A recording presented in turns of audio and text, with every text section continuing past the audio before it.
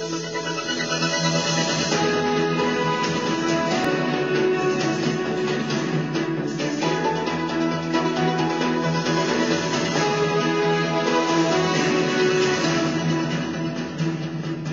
and welcome to Meridian Tonight. Headlines in the southeast this Tuesday evening. Do you know how much you give the government every time you fill up your tank? A new campaign to make drivers realise exactly where their money goes. People have to have petrol, they have to get petrol to shop, to go to work, to do everything. And I do think the government could be a little bit more understanding. Plus a warning, lives could be lost if drop-in centres like this one are forced to shut their doors for good.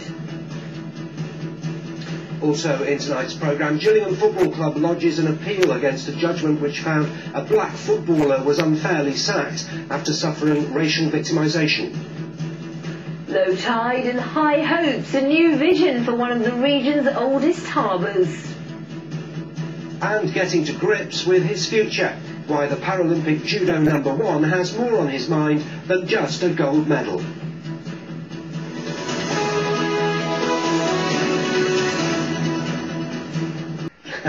A health expert says that lives could be put at risk if a drop-in centre for the homeless in Kent is forced to close its doors for the final time. Yes, the Catching Lives charity centre helps more than 450 people every year, but unless it can raise £50,000 in just a few weeks, it will have to shut. Here's Ian McBride.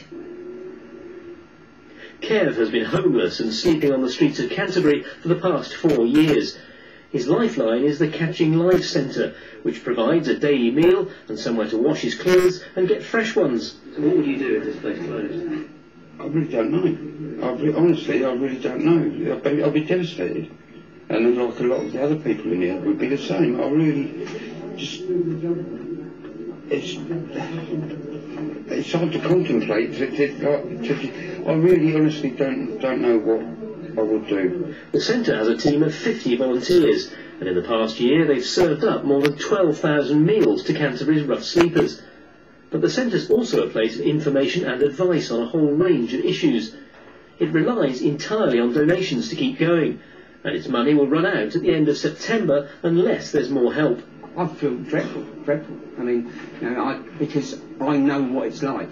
Now, I was a rough sleeper for 5 years. I know what it's like out there, unsupported, and I know what it feels like. And you can see the impact already in some of our clients with the possibility that we might close. Dennis Tweedy provides mental health support and advice to some of the centre's visitors, some of whom need medical help as well. He says the consequences of closure are unthinkable. Their mental health issues are going to be unresolved.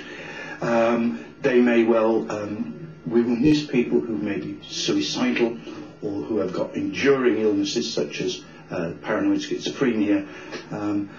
A lot of those people are going to fall through the net now. Adam, who didn't want to be named, is one of the 450 helped by the centre each year. He's just 21, but has been sleeping rough for the last 12 months. Because my mental health as well, I have to go through routines, like day-to-day routines. If I don't do it, I find lost and I start getting into trouble, sort of thing. He and all the others here face a bleak winter with no hot food or support if Catching Lives is forced to shut at the end of the month. Ian McBride in Canterbury for Meridian Tonight.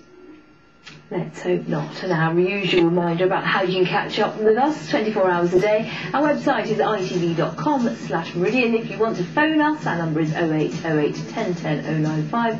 You can also find us on Facebook and Twitter.